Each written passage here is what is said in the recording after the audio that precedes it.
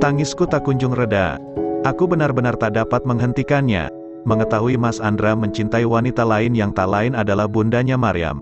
Entah kenapa membuatku begitu terluka. Apa itu artinya ia tidak akan pernah bisa mencintaku? Tidak ada yang mustahil di dunia ini. Bila Allah telah berkehendak maka apapun bisa terjadi. Allah maha membolak-balikkan hati hambanya. Jadi janganlah kamu meragukan kuasa Allah atas hal itu. Bunda Lucy berucap sambil membelai punggungku. Dulu Diandra pun pernah di posisimu, Naila. Seketika aku menatap Bunda Lucy masih dengan isakan aku bertanya, maksud, Bunda, lalu?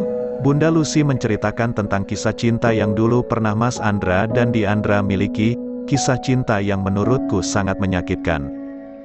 Diandra pernah merasakan rasa cinta yang mendalam pada Mas Andra, hingga membuatnya mengabaikan cinta yang dipersembahkan oleh suaminya sendiri. Namun ketika rasa cinta telah tumbuh untuk suaminya, Allah malah memisahkan keduanya.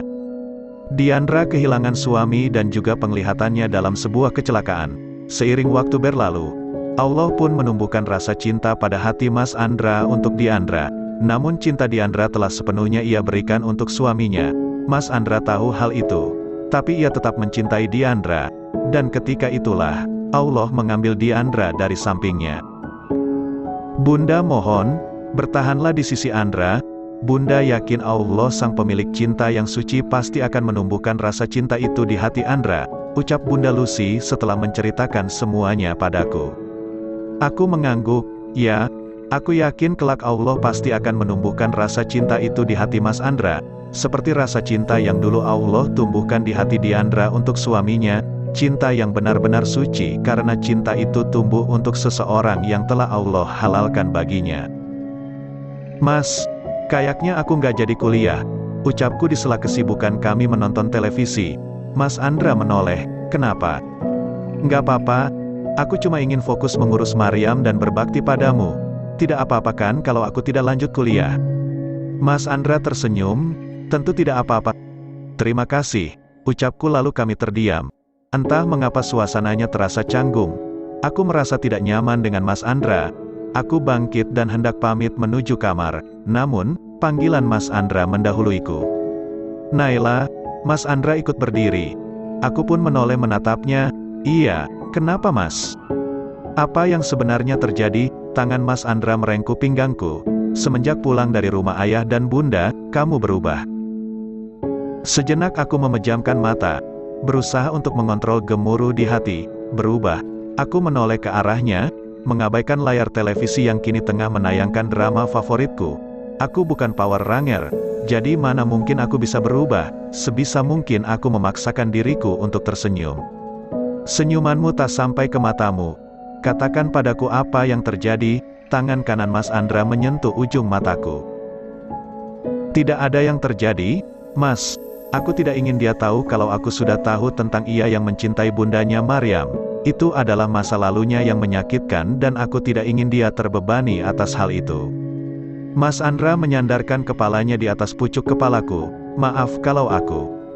Tidak usah mengatakan kata maaf, ucapku cepat, memotong ucapannya. Mas tidak melakukan kesalahan apapun padaku. Kalau memang tidak ada kesalahan yang telah aku lakukan padamu, lantas kenapa semenjak pulang dari rumah ayah dan bunda kamu selalu menolak tidur bersamaku? Kamu malah lebih memilih tidur bersama Maryam. Mas cemburu? Salahkah kalau aku cemburu? Tentu salah. Sebelah alis Mas Andra terangkat. Kenapa salah? Cemburu itu tanda cinta. Mas Andra kan tidak mencintaiku. Jadi untuk apa Mas cemburu? Lagian kan Maryam putri kita. Masa Mas cemburu sama putri kita sendiri? Itu sangat aneh. Apa yang aku ucapkan menyentil hatiku sendiri. Aku juga pernah merasakan hal yang sama saat perhatian Mas Andra hanya tertuju pada Maryam. Apa mungkin Mas Andra merasakan apa yang dulu aku rasakan? Apa Mas Andra telah mencintaiku? Mas Andra terdiam, begitupun denganku. Hanya suara layar televisilah yang menyapa pendengaran kami. Sudah jam 10, aku melepaskan tangan Mas Andra yang memeluk pinggangku. Aku ingin tidur bersama Maryam. Untuk malam ini aku tidak mengizinkanmu tidur bersama Maryam. Mas Andra kembali memeluk pinggangku. Aku ingin tidur bersama Maryam Mas.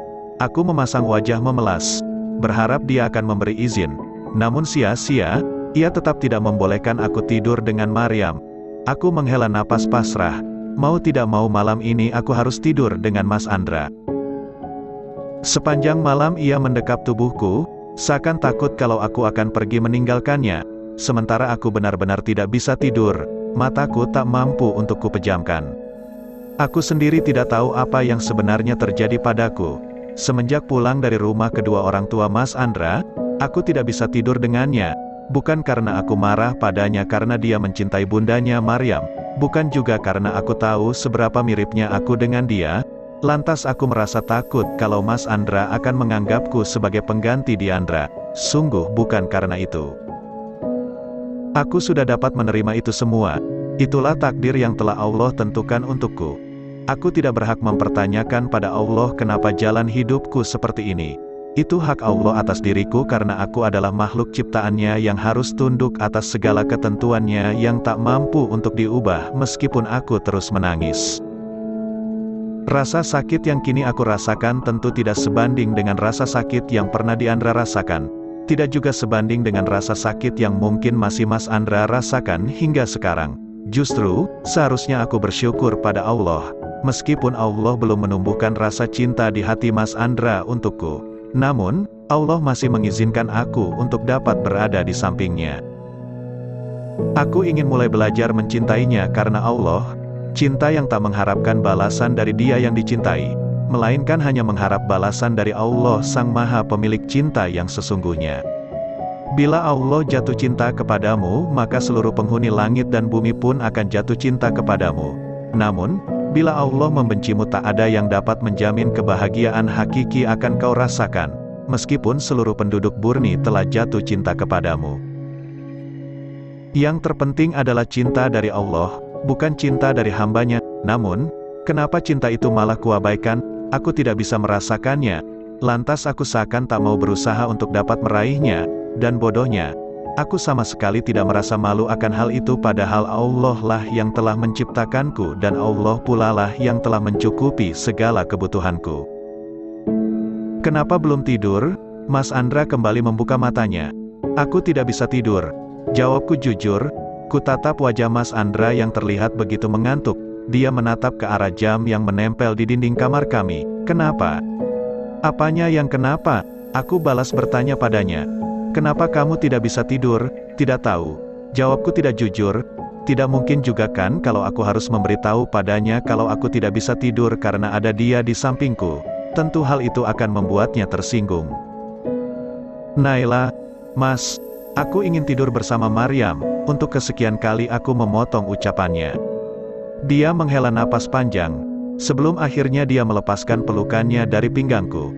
Tidurlah bersama Maryam, ucapnya. Dengan lembut dia mengecup keningku. Terima kasih. Aku langsung beranjak dari sampingnya. Mas tidak marah, kan? Tanyaku saat aku hendak membuka pintu yang menghubungkan kamar kami dengan kamar Maryam. Mas Andra tersenyum. Untuk apa aku marah? Tidurlah, sudah malam. Aku balas tersenyum padanya, lantas kembali berjalan ke arahnya. Dia terlihat kebingungan. Ada apa? Aku mencintaimu. Ternyata aku tak mampu menyimpan kata cintaku lebih lama lagi. Ku kecup keningnya sebagaimana barusan dia mengecup keningku. Aku mencintaimu, Mas. Aku kembali mengulangi apa yang barusan aku ucapkan kepadanya. Aku berharap kamu pun dapat mencintaiku. Namun bila memang cinta itu tak dapat tumbuh di hatimu, aku akan berusaha untuk ikhlas menerimanya. Mas Andra menggenggam tangan kiriku saat aku hendak kembali melangkah ke kamar Maryam. Maafkan aku Naila. Tidak usah minta maaf, aku telah mencintaimu dan aku akan berusaha untuk tidak mengharapkan balasan darimu. Tapi aku akan berusaha untuk mendapatkan balasan dari Allah yang telah menumbuhkan rasa cinta itu di hatiku. Lanjutku dalam hati. Mas Andra menatapku dengan tatapan yang sulit untuk kuartikan. Naila. Sudah malam, Mas. Kamu harus segera tidur. Bukannya besok pagi-pagi sekali kamu harus sudah ada di bandara. Besok dia akan pergi ke Bali selama 2 hari untuk mengikuti seminar yang akan dihadiri oleh para dokter muda di Indonesia.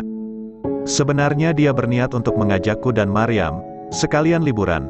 Namun aku menolak. Beberapa hari belakangan ini aku merasa tubuhku kurang fit, jadi daripada di sana aku merepotkan Mas Andra, lebih baik aku berdiam diri di rumah untuk istirahat. Selamat malam, Mas.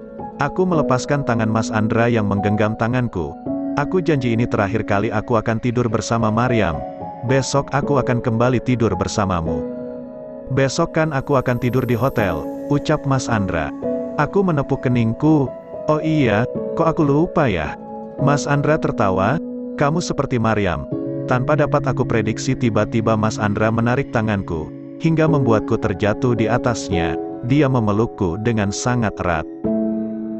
Mas, karena besok aku tidur di hotel sendirian, jadi malam ini kamu harus tidur bersamaku. Aku memandangnya dengan tatapan memelas, tapi aku ingin tidur bersama Maryam. Baiklah. Setelah mengatakan itu, Mas Andra langsung melepaskan pelukannya, kemudian beranjak dari atas tempat dan langsung berjalan ke arah kamar Maryam. Tidur aku mengikutinya. Mas, kamu mau ngapain? Tanyaku saat melihat Mas Andra menggendong Maryam yang gadis kecil itu melenguh karena terganggu tidurnya, masih terlelap. Malam ini kita akan tidur bersama Maryam, ucapnya. Dia merebahkan tubuh mungil Maryam di atas ranjang kami. Lalu ia merebahkan tubuhnya di samping Maryam. Hal yang sama pun aku lakukan. Hingga kini posisi Maryam ada di antara aku dan Mas Andra. Dia sangat cantik. Aku memperhatikan wajah Maryam yang terlihat begitu damai saat tertidur. Sama cantiknya denganmu, perkataan Mas Andra membuatku sangat terkejut. Aku tidak menyangka kalau dia akan memujiku. Pujian yang membuatku tersipu sekaligus sedikit merasa sakit hati karena pujian yang Mas Andra katakan seakan bukan tertuju padaku, melainkan untuk bundanya Maryam. Astagfirullah, Naila belum juga apa-apa, masa sudah main berpikiran negatif lagi. Batinku memperingati agar segera membuang jauh-jauh pikiran negatif itu dari dalam kepalaku. Naila, meskipun kamu sangat mirip dengan Diandra, demi Allah, tidak pernah sekalipun aku menganggap dirimu sebagai Diandra. Di mataku kamu adalah Naila, istriku, bukan Diandra. Dia masa laluku dan kini kamulah masa depanku. Aku tersenyum. Apa yang barusan Mas Andra katakan membuatku tersentuh. Aku masa depan Mas Andra dan dialah yang akan menjadi masa depanku. Terkadang, meskipun menyakitkan, kita memang perlu tahu apa yang pernah dialami oleh pasangan kita di masa lalu. Bukan untuk menghakiminya, tapi untuk dijadikan bekal menghadapi masa depan bersamanya.